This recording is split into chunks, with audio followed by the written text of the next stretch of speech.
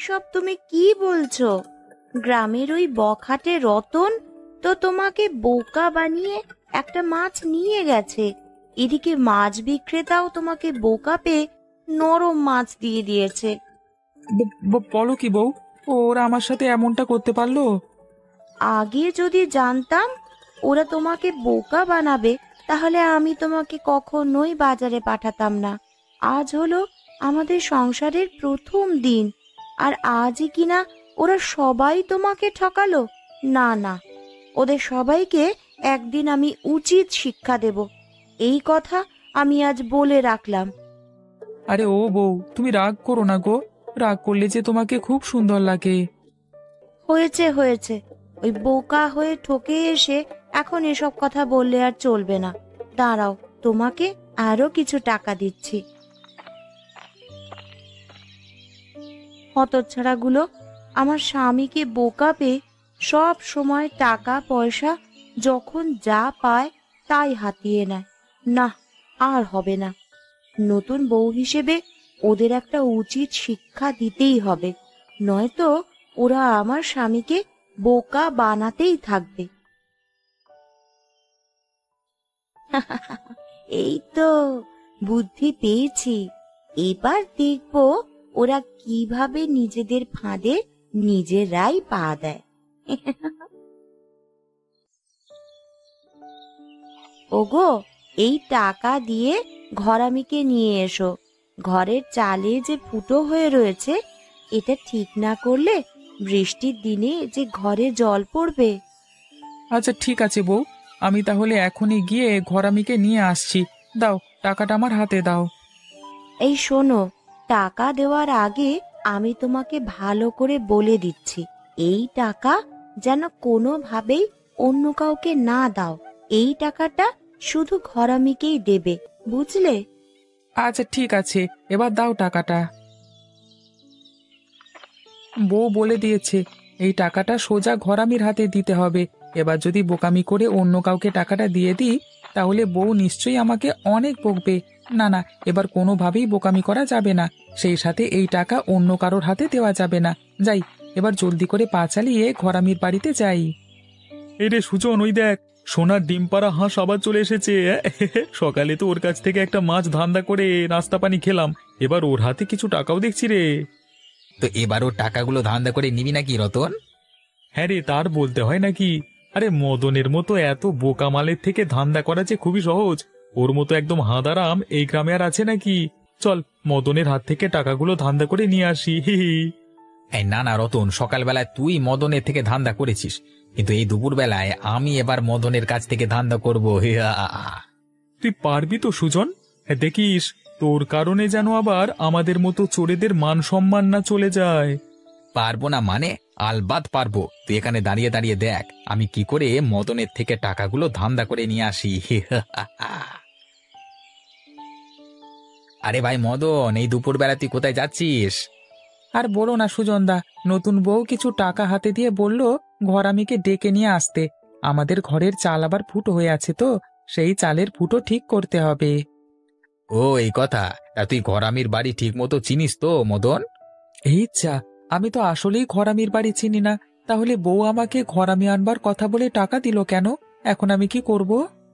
এখন তোকে কিছুই করতে হবে না মদন। শোন, তোর যা করবার আমি করে দিচ্ছি। তুই শুধু টাকাগুলো আমাকে দিয়ে বাড়িতে গিয়ে আরামে ঘুমাবি। না না সুজনদা, এই টাকা আমার বউ কাউকে দিতে মানা করেছে। এই টাকা আমি তোমাকে কিছুতেই দেব না। আচ্ছা ঠিক আছে, তোর টাকা তুই রাখ। দেখি তুই ঘরামির বাড়ির ঠিকানা কি করে পাস। আরে তাই তো, আমি যদি ঘরামিকে খুঁজে না পাই তাহলে টাকা দিয়ে কি হবে? শোনো সুজনদা, এই টাকাগুলো তুমি রাখো। এবার আমাকে বলো ঘরামির বাড়ি কোথায়? আরে হ্যাঁ হ্যাঁ বলছি, ঘরামির বাড়ির রাস্তাটা হলো এখান থেকে সোজা 10 কদম যাবি, এরপরে বাম দিকে 5 কদম ঘুরবি, তাহলেই ঘরামির বাড়ি পেয়ে যাবি। হি হি। তোমাকে ধন্যবাদ রতনদা, এভাবে তাহলে আমি ঘরামির বাড়িতে যাই। হ্যাঁ রে বোকা মদন, যা যা, তোর যেখানে ইচ্ছে সেখানেই যা, আর আমি তোর নতুন চকচকে টাকা দিয়ে সুজনের কাছে যাই। 3 কদম, 4 কদম, এই হলো গিয়ে 5 কদম। এই রে, আমি কোথায় এসে পড়লাম? এটা তো পুকুর। হায় হায়, পুকুরের জলে যে একেবারে ভিজে গেলাম গো। ওগো, তুমি ওখানে কেন? তোমাকে তো আমি ঘরামিকে নিয়ে আসতে পাঠিয়েছিলাম। তুমি পুকুরের জলে নেমে কি করছো? ওগো বউ, আর বলো না। ওই রতন আমাকে বোকা বানিয়ে টাকাগুলো নিয়ে নিয়েছে, আর আমাকে এক কদম দু কদম করে এগোতে এগোতে এই পুকুরের জলে এসে নামিয়ে দিয়েছে। আমি জানতাম ওরা তোমাকে আবারও বোকা বানাবে, তাই এবার একটা বুদ্ধি বের করে তোমাকে পাঠিয়েছি। আমার বুদ্ধিটাও কাজে দিয়েছে। শোনো, তুমি কোনো চিন্তা করো না। এবার উপরে উঠে এসো, আমি নিজেই তোমার সাথে গিয়ে ঘরামিকে ডেকে আনবো। দাঁড়াও বউ, আসছি। ও বউ, ওরা তো সব সময় আমাকে বোকা বানিয়ে যখন যা পারে তাই নিয়ে নেয়। এখন আমি কি করব বলো? তুমি কিন্তু আমার উপর রাগ করো না বউ। আরে না না, তোমার উপরে কেন রাগ করব? তুমি তো একটা সহজ সরল মনা মানুষ। আমি তো রাগ করব ওই হতচ্ছাড়াগুলোর ওপর। না না স্যার, কসম করে বলছি স্যার, এই টাকাগুলো আমাদের না, এই টাকাগুলোই মদনের। চুপ কর হতচ্ছাড়া, তোরা এই গ্রামে জাল টাকা লেনদেন করেছিস। তোদের আমি 14 শিকের ভাত খাইয়ে ছাড়বো, আর একটাও মিথ্যে কথা বলবি না। ছেড়ে দিন স্যার, দয়া করে আমাদের ছেড়ে দিন। ও বউ, এটা কি হলো? ওদেরকে পুলিশে নিয়ে যাচ্ছে কেন? এটা হলো তোমাকে বোকা বানানোর শাস্তি। আমি জানতাম তোমাকে ওরা আবারও বোকা বানাবে, তাই চালাকি করে ঘরামির কথা বলে তোমার হাতে আমি কিছু জাল টাকার নোট ধরিয়ে দিয়েছিলাম। সেই টাকা ওদের কাছে পেয়ে পুলিশ ওদেরকে ধরে নিয়ে যাচ্ছে। বাড়ির একটা কাজে হাত দেবে না, কোথায় যে কি করে বেড়ায়।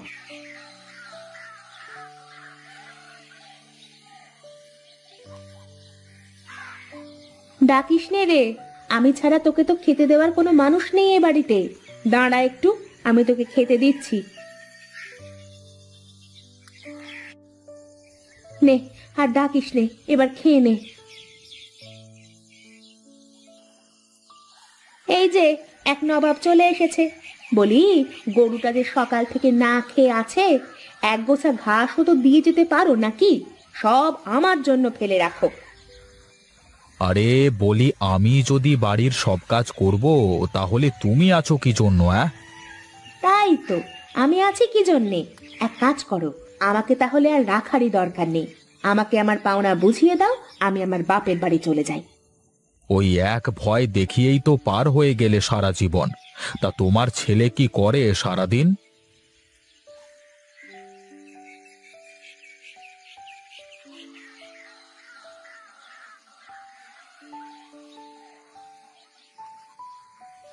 তুমিও যেমন, তোমার ছেলেও তেমন। সারাদিন বাড়িতে কি হচ্ছে কি না হচ্ছে কোনো খোঁজ খবর কি রাখে তোমার ছেলে? কোথায় সেই বাঁদরটা? আজ আসুক বাড়িতে, দেখাবো মজা। হয়েছে, উদর পিণ্ডি বুধর ঘাড়ে দিয়ে লাভ নেই। যাও, হাত মুখ ধুয়ে ঘরে গিয়ে বসো, আমি রান্না শেষ করে খেতে ডাক দিচ্ছি। সে যাচ্ছি, কিন্তু তুমি আমার ছেলেকে বলে দিও আমার সামনে যেন না আসে, আর আসলে কিন্তু খবর আছে। बाप का बेटा সিপাই কা ঘোড়া, কুছ নেহি তো থোড়া থোড়া। আবার এখন কি অভিনয় দেখাচ্ছে।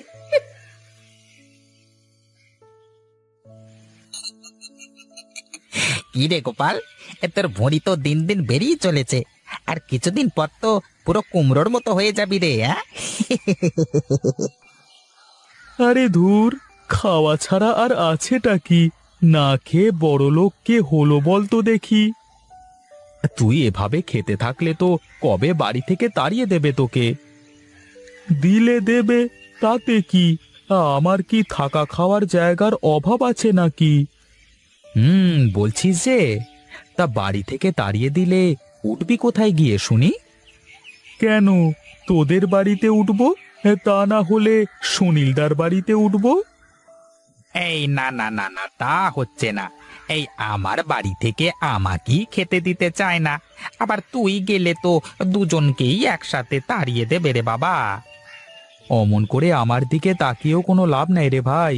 আমি তোর জন্য বাড়ি ছাড়তে পারবো না। তোদের মতো বন্ধু থাকবার চেয়ে না থাকাই ভালো। আজ থেকে তোদের সাথে সব সম্পর্ক শেষ। যা, আজকের পর থেকে আর তোদের সাথে কথাও বলবো না।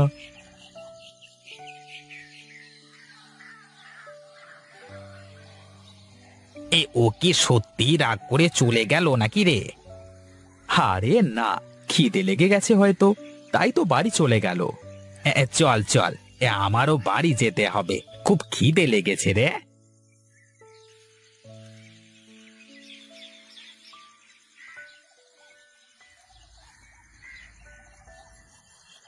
এই যে নবাব সাহেবের আসার সময় হয়েছে।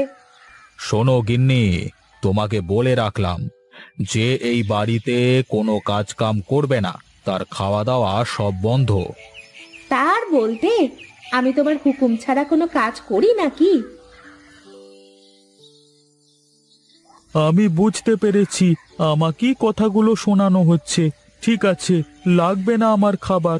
না খেলে কি মানুষ মরে যায় নাকি? হ্যাঁ হ্যাঁ, তাই তো, না খেলে মানুষ মরে না। শোনো গিন্নি, তুমি যদি আমার কথার অবাধ্য হয়েছো, তাহলে কিন্তু তোমার কপালে কষ্ট আছে, বলে দিলাম। শোনো মা, আমি ভেবেছিলাম তোমাদের ছেড়ে কখনো যাব না, কিন্তু আমার সামনে আর কোনো রাস্তা খোলা নেই। তাই আমি এই মুহূর্তে এই বাড়ি ছেড়ে চলে যাচ্ছি। ওগো, পাগলটা সত্যি সত্যি রাগ করে চলে যাচ্ছে। তুমি একবার ডাক দাও না, তুমি ডাকলেই ও ফিরে আসবে। আরে যেতে দাও, কোথায় আর যাবে, একটু পর ঠিকই ফিরে আসবে।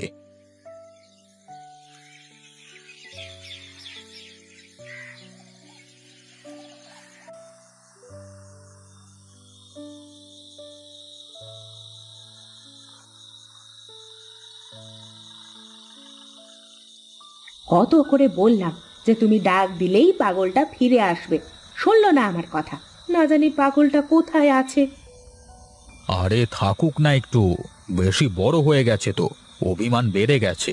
যাক বাইরে, 2 টাকা ইনকাম করে দেখুক, তখন বুঝতে পারবে দুমুঠো ভাতের কি মূল্য। তাই বলে তুমি আমার একমাত্র ছেলে কিভাবে কষ্ট দেবে?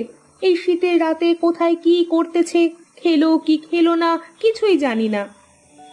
ঠিক আছে ঠিক আছে, তুমি কান্না থামাও, আমি বাইরে গিয়ে দেখি কোথায় আছে।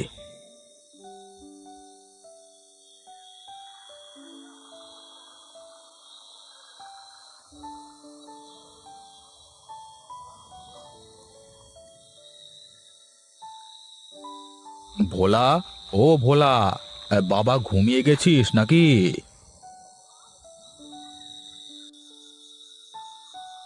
আরে কাকু, আপনি এত রাতে? বলি, আমার গোপাল কি তোমাদের এখানে এসেছে বাবা? না তো কাকু, কেন, কি হয়েছে? না না, তেমন কিছু না, একটু রাগ করেছিলাম তো, তা অভিমান করে ছেলেটা সেই যে বের হয়েছে, রাত হয়ে গেল, এখনো বাড়িতে ফেরেনি। কি বলেন কাকু, এ পাগলটা তাহলে সত্যি সত্যি বাড়ি ছেড়ে চলে গেল নাকি? আমি ভাবলাম হয়তো তোমার সাথে আছে, তাই তো এলাম এত রাত করে। না কাকু, আমার এখানে তো আসেনি। আচ্ছা, আপনি বাড়িতে যান, দেখছি আমি।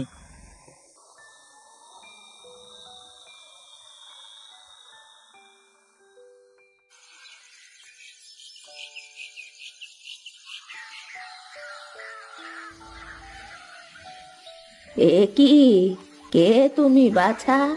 এখানে এভাবে শুয়ে আছো কেন? সর্বনাশ, গা তো জ্বরে পুড়ে যাচ্ছে। সারা রাত মনে হয় এভাবে শুয়েছিল।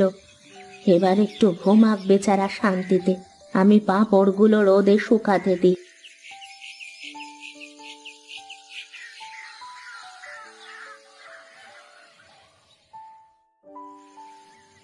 এই তো, এই তো চোখ খুলেছে।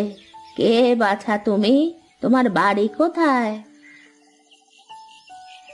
আমি আমি এখানে কেন? কে তুমি? তুমি সারা রাত আমার বারান্দায় শুয়েছিলে বাছা। কোথা থেকে এসেছো তুমি? কি হলো, ওভাবে তাকিয়ে আছো কেন? বলো, কোথা থেকে এসেছো তুমি? আমি যদি আমার পরিচয় বলি তাহলে বুড়ি আমাকে থাকতে দেবে না। তার থেকে ভালো আমি সবকিছু ভুলে গেছি। আমার কিছু মনে নেই ঠাকুমা, কিচ্ছু মনে করতে পারছি না। আহারে, সারা রাত শীতে বাইরে থেকে বোধহয় এমন হয়েছে। ঠিক আছে বাছা, যতদিন তোর কিছু মনে না পড়ে ততদিন তুই আমার এখানেই থাক। আমার খুব খিদে পেয়েছে ঠাকুমা, যদি কিছু খেতে দিতে। তুই বস, আমি এক্ষুনি তোকে খেতে দিচ্ছি।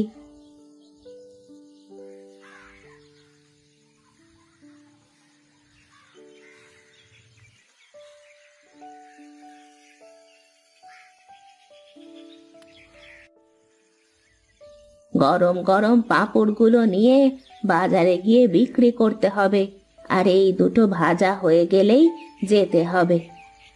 তুমি কেন কষ্ট করে বাজারে যাবে ঠাকুমা? তার চেয়ে বরং তুমি পাঁপড় ভাজতে থাকো, আমি বাজারে গিয়ে বিক্রি করে আসি। পারবি তো তুই? পারবো না মানে? কি যে বলো না তুমি।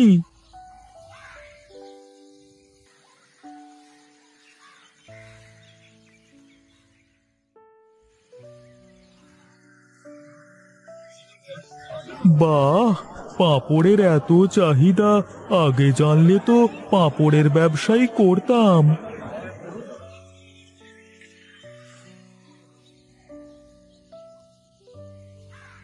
কিরে, সব বিক্রি হয়ে গেছে? হ্যাঁ ঠাকুমা, দেখতে দেখতে সব হাওয়া করে দিল লোকে। শীতের ভেতর গরম গরম পাঁপড় ভাজা মানুষ খুব খায়। নে, এগুলোও নিয়ে বিক্রি করে আয় তো দেখি।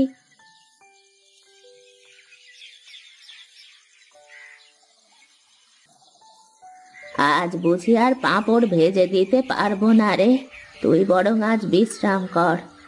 তুমি চিন্তা করো না ঠাকুমা, আমি নিজেই আজ পাঁপড় ভাজবো। তুই পারবি তো? হ্যাঁ ঠাকুমা, আজ থেকে আমি বাজারে দাঁড়িয়ে পাঁপড় ভেজে গরম গরম পাঁপড় খাওয়াবো মানুষকে।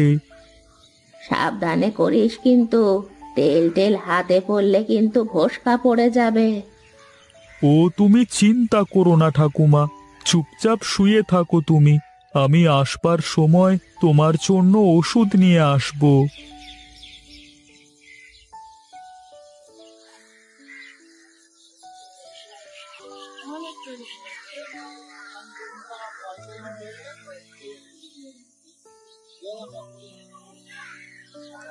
পাঁপড় খাবে নাকি গিন্নি? গরম পাঁপড়? দাঁড়াও দাঁড়াও, আমি একটা গরম পাঁপড় নিয়ে আসি।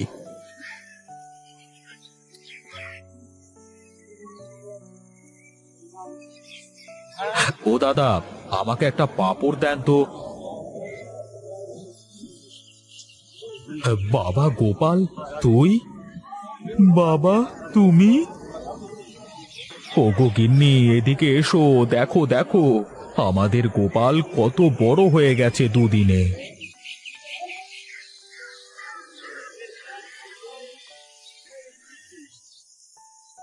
তুই কেমন রে বাবা? এভাবে কেউ রাগ করে বাড়ি ছেড়ে চলে আসে? বাড়ি ছেড়ে এসেছি বলেই আজ নিজে কিছু করতে শিখেছি মা। চল বাবা, বাড়িতে চল। আজ কটা দিন আমরা পাগলের মতো তোকে খুঁজে বেড়াচ্ছি। না মা, আমি এখন বাড়ি যেতে পারবো না, তোমরা ফিরে যাও, আমি কয়েকদিন পরে বাড়িতে ফিরে আসবো। শোন রে মা, যতই রাগ হোক, ছেলে পেলেকে কখনো বাড়ি থেকে চলে যাওয়ার কথা বলবি নে। ঠিক আছে বুড়িমা, এখন থেকে আর কখনো এমন বলবো না। এ কদিন ওকে ছেড়ে যে কি কষ্টে আছি, তোমাকে তার কি বোঝাবো বুড়িমা? আমাকে বোঝাতে হবে না, আমিও বুঝি। শোন দাদু ভাই, এভাবে রাগ করে আর কখনো বাড়ি ছেড়ে আসবি নে। ঠিক আছে ঠাকুমা, কিন্তু আমি তোমার হাতের পাঁপড় খেতে মাঝে মধ্যেই চলে আসবো, আর আমিও বাড়িতে গিয়ে গঞ্জে একটা পাঁপড়ের দোকান দেব। ঠিক আছে, এখন তাহলে বাবা মায়ের সাথে যা দাদু ভাই।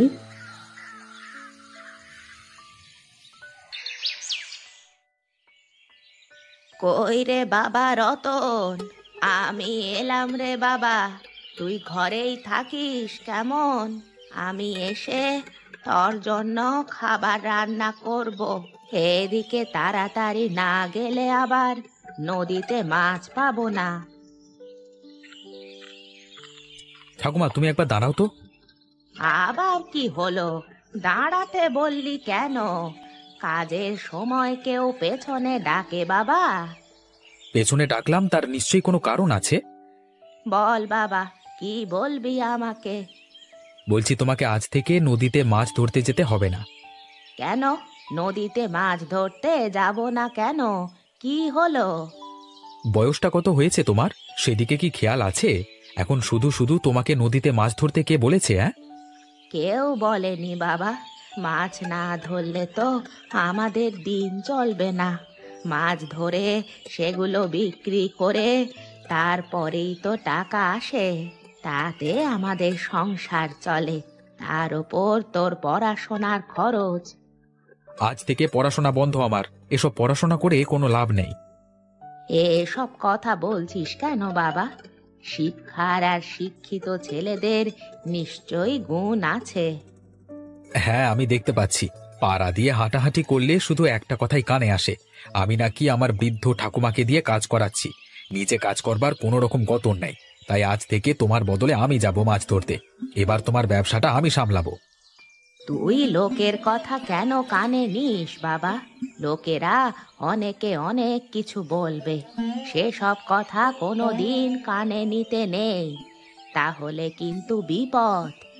ঠাকুমা, আমি সিদ্ধান্ত নিয়ে ফেলেছি, তুমি আজ থেকে কাজে যাবে না। তোমার বয়স হয়েছে, তুমি ঘর সামলাও। বাকি সমস্ত কাজ আমি সামলে নেব। এখন আমাকে জালটা দাও দেখি। এটা তুই ঠিক করছিস না রে বাবা। ঠাকুমা, তুমি ঠিক করছো না। সারা জীবনটা অনেক খাটাখাটনি করেছো আমার পেছনে, আর না। এবার তাড়াতাড়ি আমাকে জালটা দাও, আর তুমি ঘরে গিয়ে বিশ্রাম নাও। কিন্তু কিন্তু তোকে যে এত কষ্ট করে শিক্ষিত করলাম, তার কি কোনো দাম নেই? সব দাম আছে, সময় আসুক আমি ঠিক দেখিয়ে দেব। এখন তুমি কেঁদে নিজের শরীর খারাপ করো না তো। আরে আসুন আসুন, খেয়ে যান গরমা গরম নান কচুরি খেয়ে যান। একবার খেলে স্বাদ সারা জীবন মুখে লেগে থাকবে। সাথে আলুর তরকারি একদম বিনামূল্যে। তাড়াতাড়ি খেয়ে যান, সকালবেলায় গরম গরম কচুরির সাথে আলুর দম।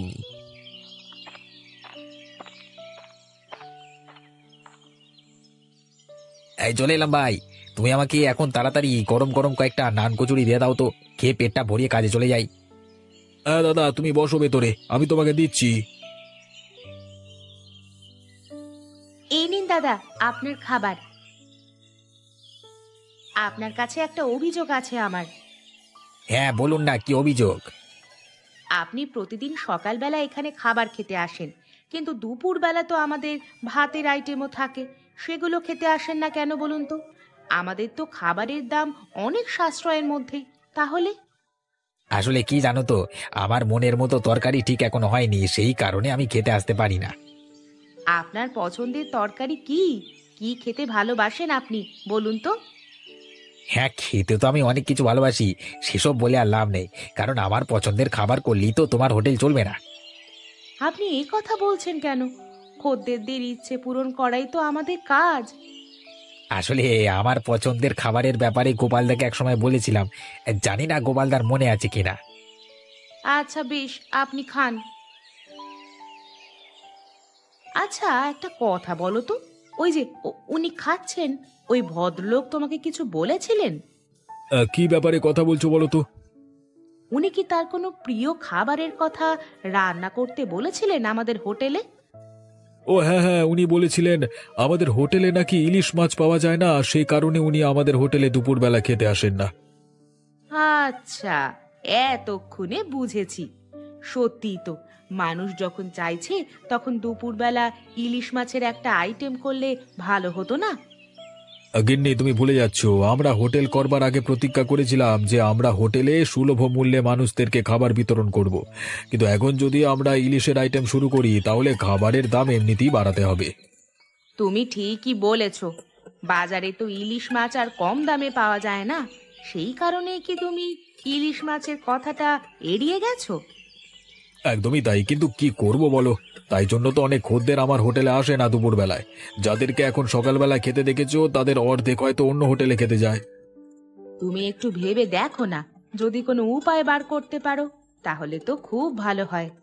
হ্যাঁ, ভাবাভাবির কিছু নেই, ওপরওয়ালা যদি সুযোগ দেয় তাহলে অবশ্যই সবকিছু হবে।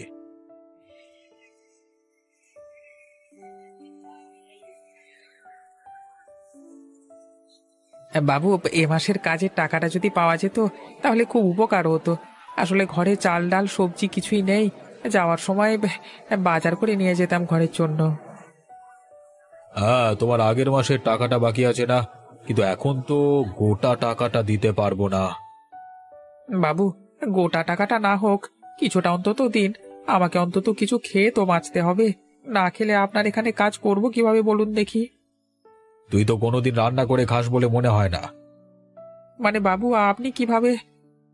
তুই কি ভেবেছিস আমি তোর কোনো খবর রাখি না? তুই তো প্রত্যেক দিনই গোপালের হোটেলে খেতে যাস, সেখানে বোধ হয় টাকা পয়সা অনেক ধার বাকি হয়ে গেছে, তাই না? তাই জন্যই আমার কাছে টাকা চাইছিস। আসলে বাবু, এটাই সত্যি। গোপালদা হয়তো আমাকে কিছু বলবে না, কিন্তু তবুও তো আমার একটা কর্তব্য আছে।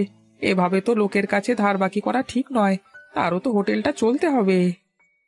তার থেকেও আমার একটা ভালো পরিকল্পনা আছে, তুই যদি রাজি থাকিস তাহলে বল। কি পরিকল্পনা বাবু? আমি তো ঠিক বুঝতে পারছি না। আমি ভাবছি গোপালের হোটেলটা আমি কিনে নেব, তারপর সেই হোটেলটা সেখান থেকে উঠিয়ে দিয়ে একটা 5 তারা রেস্টুরেন্ট খুলব। তাতে এসব ছাইপাশ পাওয়া যাবে না, ভালো ভালো নতুন নতুন একদম খাবারের আইটেম পাওয়া যাবে। কিন্তু বাবু, গোপালদা ওই হোটেলটা চালিয়ে নিজের সংসার চালায়।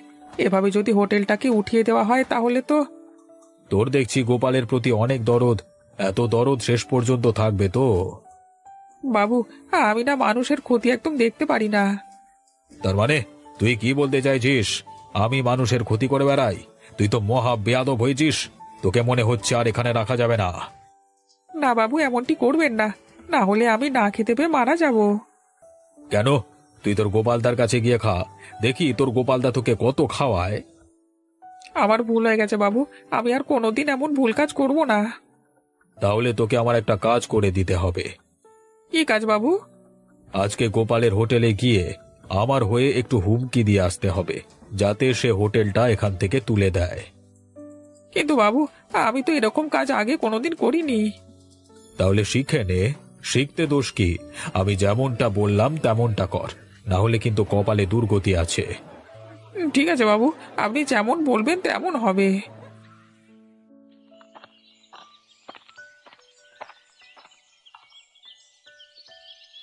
হ্যাঁ, কোথায় গেলে ঠাকুমা? আমি চলে এসেছি আমার কাজ সেরে। কি করছো কি? হ্যাঁ, তুই তুই এসেছিস বাবা, আমার যে কি ভয় লাগছিল, তুই পারবি কি পারবি না সেটাই বুঝতে পারছিলাম না। সে কি, তুমি তাহলে সেই থেকে ভয় ভয় করে বসেছিলে? রান্না বান্না কিছু করেছো না করনি? হ্যাঁ, আমার কিন্তু খুব খিদে পেয়ে গেছে, আজকে অনেকটা খাটাখাটনি হলো তো। আয় বাবা, ভিতরে আয়, আমি সব কিছু করে রেখেছি। তা বাবা, আজকে কটা মাছ ধরলি? ধরেছি বেশ কিছু। আসলে প্রথমবার তো, বেশিরভাগ সময়টাই জালে এসেও মাছগুলো আবার জলে পড়ে যাচ্ছিল। শিখতে একটুখানি সময় লাগলো, কিন্তু শিখে নেবার পর সবকিছুই সহজ হচ্ছিল। তারপর তারপর সেগুলো কাকে বিক্রি করলি? ও হ্যাঁ, তোমাকে তো বলাই হয়নি। তুমি তো এতদিন মাছগুলো নিয়ে গিয়ে বাজারে বিক্রি করে দিয়ে আসতে। আমি সোজা নিলামে উঠিয়েছিলাম, সেখান থেকেই সব মাছগুলো বিক্রেতারা একদম টাকা দিয়ে কিনে নিয়ে চলে গেল। দাঁড়াও দাঁড়াও, টাকাটা আমার ট্যাঁকে গোঁজা আছে, আমি কিছুক্ষণ বাদ বার করে দিচ্ছি। হ্যাঁ, বুড়িমা, বুড়িমা, বাড়িতে আছেন নাকি? কেউ আছেন বাড়িতে? বাইরে থেকে মনে হচ্ছে কেউ ডাকছে তোমাকে, গিয়ে দেখো তোকে।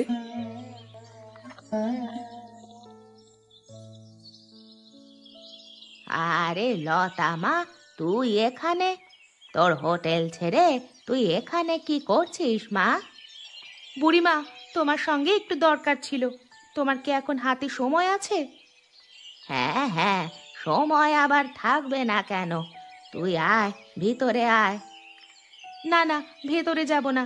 আচ্ছা শোনো বুড়িমা, আমি ভাবছি আমাদের হোটেলে এরপর থেকে ইলিশ মাছের কিছু আইটেম রাখবো। তো তুমি আমাকে প্রত্যেক দিন যদি 5টা করে ইলিশ মাছ দিয়ে আসতে তাহলে খুব ভালো হতো। ব্যাপার কি জানিস, আমি আজ থেকে মাছ ধরা বন্ধ করে দিয়েছি। সেই দায়িত্বটা নিয়েছে আমার নাতি। কিন্তু একটা কথা বল, মাত্র 5টা ইলিশ মাছ দিয়ে কি হবে? আসলে আমার মাথায় একটা অন্য পরিকল্পনা আছে। যদি আমি এমনি ইলিশ মাছের কিছু খাওয়াতে চাই তাহলে কিন্তু দাম অনেক পড়ে যাবে। অত দাম দিয়ে মানুষ খাবে বলে তো মনে হয় না। তাই জন্য আমি ভাবছি ইলিশ ভুনা করব। একটা মাছের 8টা টুকরো করে প্রথমে মানুষকে খাওয়াতে শুরু করব। তারপর দেখি তারা যদি দাম দিতে ইচ্ছুক থাকে তখন অন্য ব্যবস্থা করা যাবে। বাহ, এ তো দারুণ ব্যাপার। এবার একটু শীত পড়তে চলেছে, এখন যদি এই আইটেম করতে চালু করিস তাহলে কিন্তু মানুষ একেবারে চেটে পুটে খাবে। তাই যেন হয় গো বুড়িমা। তবে তোমার কাছে পাবো তো ইলিশ মাছ?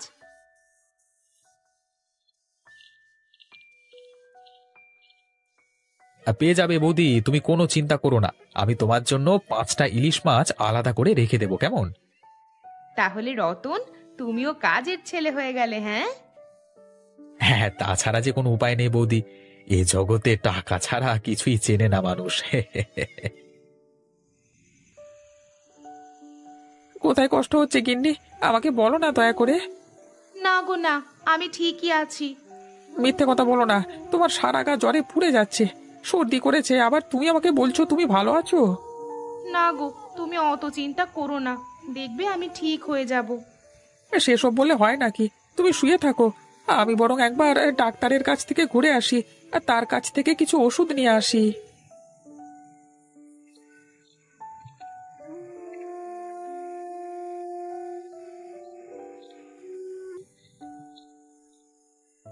ডাক্তারবাবু আছেন?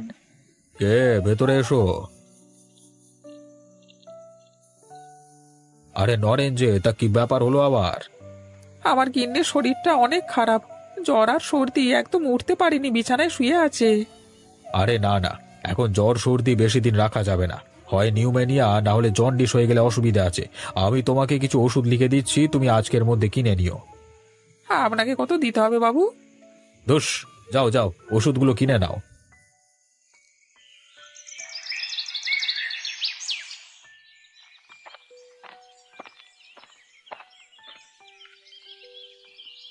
কি গোপালদা, কি করছো কি? আরে রতন যে, তা কি খবর তোমার? আবার হোটেলে আজকে প্রথম এলে যে, তা হাতেগুলো কি মাছ মনে হচ্ছে তো? হ্যাঁ গো, ইলিশ মাছ আমি আনতে বলেছিলাম। সে কি, তুমি ইলিশ মাছ আনতে বলেছিলে? হ্যাঁ দাদা, এই নাও বৌদি, তোমার কথা মতো 5টা ইলিশ মাছ এনেছি। ধন্যবাদ ভাই। তোমার কত টাকা হয়েছে? এই বিষয়ে তুমি ঠাকুমার সঙ্গে কথা বলে নেবে, আমি তোমাকে কোনো দাম বলতে পারবো না। আচ্ছা ঠিক আছে। তা ভাই, সকালবেলা যখন এলেই তখন তুমি বরং নান পরোটা আর আলুর তরকারি খেয়ে যাও। হ্যাঁ, দেবে বলছে যখন দাও। সত্যি বলতে খিদেটা অনেক পেয়েছে, তবে আমি কিন্তু একটু বেশি খেয়ে নিতে পারি, অসুবিধা নেই তো? তোমার যতগুলো ইচ্ছে খাও, আমাদের কোনো অসুবিধা নেই। তুমি আমাদের দোকানে প্রথম খেতে আসছো, আজকে তোমার থেকে কোনো পয়সা নেব না। আজকে কেন, কোনোদিনই তুমি পয়সা দিও না। বেশ বেশ, তাহলে ইলিশের দাম থেকে কাটান করে নিও। হ্যাঁ, কই দাও গোপাল দা, আমাকে খাবারটা দাও।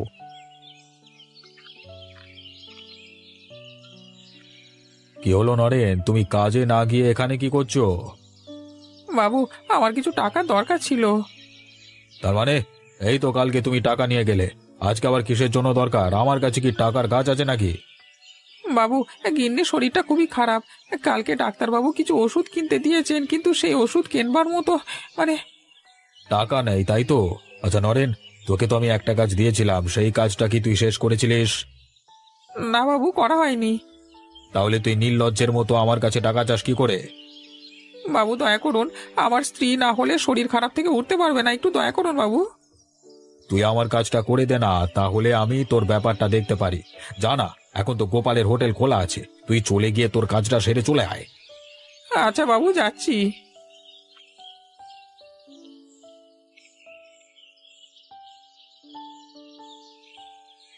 আরে নরেন, আয় আয়, তা কি খবর বল?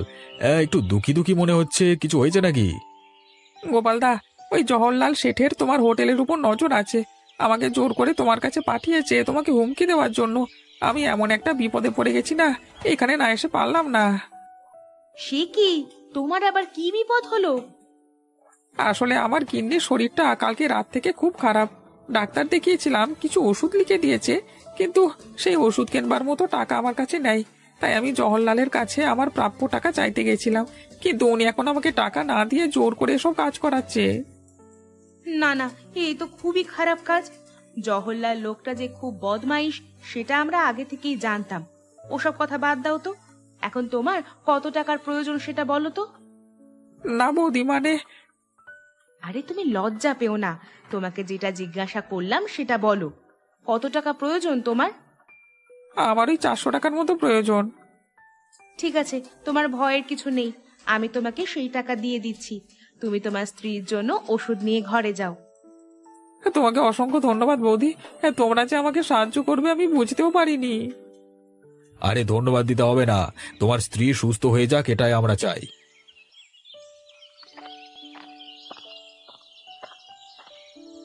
আয় আয় নরেন, আয়। তা তোর কাজটা কি শেষ হয়েছে নাকি করতে পারিস নে? কাজটা করতেই আমি গেছিলাম সেখানে জানেন, কিন্তু আমার জীবনে অনেক বড় একটা অভিজ্ঞতা হলো। কি অভিজ্ঞতার কথা বলছিস? কি বলতে চাস তুই? আসলে যাদেরকে আমি হুমকি দিতে গেছিলাম তারাই উল্টে আমার স্ত্রীর ওষুধ কেনবার জন্য সাহায্য করলেন জানো। তার মানে তুই কি বলতে চাইছিস? আমি বলতে চাইছি, আমি আর কাল থেকে আপনার কাছে কাজে আসতে পারবো না। আমার কাছে কাজে না এলে খাবি কি রে এই গর্ধব? শেষকালে না খেতে পেয়ে মরে যাবি যে। আপনার কাছে কাজে এসেই বা কি পাই? নিজের প্রাপ্যটুকু সময় মতো পাই না। আমার সংসারের উন্নতি হওয়ার বদলে অবনতির দিকে চলে যাচ্ছে। মুখ সামলে কথা বল। তুই যদি আমার কাছে কাজ না করিস তাহলে করবিটা কি? এই! সেটা আপনার জানবার বিষয় নয়, আপনি আপনার মতো থাকুন। আর হ্যাঁ, জানেন তো, গোপালদা আমাকে আমার স্ত্রীর ওষুধ কেনবার টাকা দিয়ে দিয়েছে। তাহলে তুই বলতে চাইছিস আমার কাছে যে টাকা তুই পাস সেটা তুই নিবি না, তাই তো? না, নেব না, ওটা আপনাকে দান ভিক্ষা করে দিয়ে গেলাম।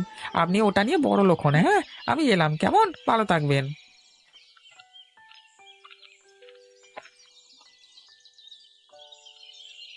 আরে গোপাল, সকালবেলা দেখে গেলাম রতন তোমাকে ইলিশ মাছ দিয়ে গেল। তা ইলিশ মাছের কিছু পদ রান্না করেছো নাকি? তোমরা তো বললে ইলিশ মাছ ছাড়া কিছু খেতে ভালো লাগে না, তাই জন্য তো আজ থেকে ইলিশ মাছ নেওয়া শুরু করলাম। আজকে করেছি ইলিশ ভোনা, তা খাবে নাকি? হ্যাঁ, অবশ্যই। এই দিন দেখবার জন্য কবে থেকে অপেক্ষা করছিলাম। অবশেষে আমার চাওয়া আজকে পূর্ণ হলো। সত্যি আমি ভাবতে পারছি না যে এমন একটা হোটেল যে খরিদ্দারের ইচ্ছে পূরণ করে। হ্যাঁ, আপনি বসে পড়ুন দাদা, এক্ষুনি আপনাকে গরম গরম ভাত আর ইলিশ ভুনা দিয়ে দিচ্ছি। আরে গোপাল দা, শুনলাম তোমার দোকানে নাকি ইলিশের নতুন পদ রান্না হয়েছে। হ্যাঁ দিদি, আজ থেকেই ইলিশের নতুন পদ রান্না শুরু করেছি। আসলে এই জিনিসটা তোমার দোকানে ছিল না বলে আমরা দুপুরবেলায় খেতে আসতাম না, কিন্তু দুপুরবেলায় অন্য হোটেলে খেতেও খুব একটা যে ভালো লাগতো তা নয়। তোমার কাছে যে এরকম আপ্যায়ন পাই, সেই রকম আপ্যায়ন আর অন্য কোথাও পাই না গো। এটা আমারই ভুল, আমারই জানা উচিত ছিল যে তোমরা যারা এখানে খেতে আসো তাদের কি কি জিনিস পছন্দ। তা এখন কি হবে ইলিশ? হ্যাঁ, হবে না কেন? তাড়াতাড়ি বসে পড়ো। আসলে আজকে বেশি ইলিশ মাছ নিয়ে নিত, মোটে 5টা নিয়েছিলাম, কিন্তু এখন দেখছি বেশি বেশি করে নিলেই ভালো হতো। মানুষের চাহিদাটা অনেক বেশি তো। ঠিক আছে গো, তুমি আমাকে খেতে দিয়ে দাও। এই শীতের দিনে একেবারে ইলিশ ভুনা দিয়ে অনেকগুলো ভাত খেয়ে নেব। হ্যাঁ দিদি, তুমি ভেতরে গিয়ে বসো, আমি এক্ষুনি তোমাকে খেতে দিয়ে দিচ্ছি। কই দাও, ভাতটা দিয়ে আসি। দাঁড়াও দাঁড়াও, আমি এদিকটা সামলে নিচ্ছি। তুমি একবার বরং বুড়িমার ঘর থেকে ঘুরে আসো। কেন বলো তো? ওদেরকে বলে এসো আমাদের কাল থেকে আরো বেশি পরিমাণ ইলিশ মাছ চাই। এ কটা ইলিশ মাছে হবে না। ঠিক আছে, আমি তবে এখনই চলে যাচ্ছি। ঠাকুমা, আমাদের আরো কিছু ব্যবসা করতে হবে বুঝলে।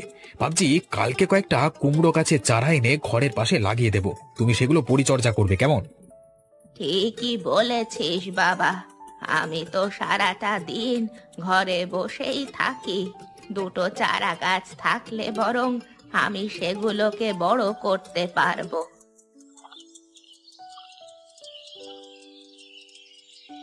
আরে লতা বৌদি, তুমি এখানে? কিছু দরকার ছিল নাকি? ভাই রতন, কাল থেকে আমার আরো বেশি পরিমাণে ইলিশ মাছ লাগবে। হ্যাঁ হ্যাঁ, সে নিয়ে তোমার কোনো চিন্তা নেই। তোমার কতগুলো লাগবে শুধু বলো না। আসলে আজ থেকে আমাদের হোটেলে ইলিশ ভুনা রান্না করছি, কিন্তু মানুষ দেখছি আরো বেশি পরিমাণে ওই পদটা খেতে চাইছে। সে তো চাইবেই, তোমার হাতের রান্নার স্বাদ যে অন্যরকম। আর তাছাড়া তোমাদের হোটেলে খেতে মানুষ অনেক ভালোবাসে। তাহলে কালকে থেকে আমাকে কেজি 2-1 মতো ইলিশ মাছ দিয়ে এসো, কেমন? 2 কেজিতে হবে না বৌদি,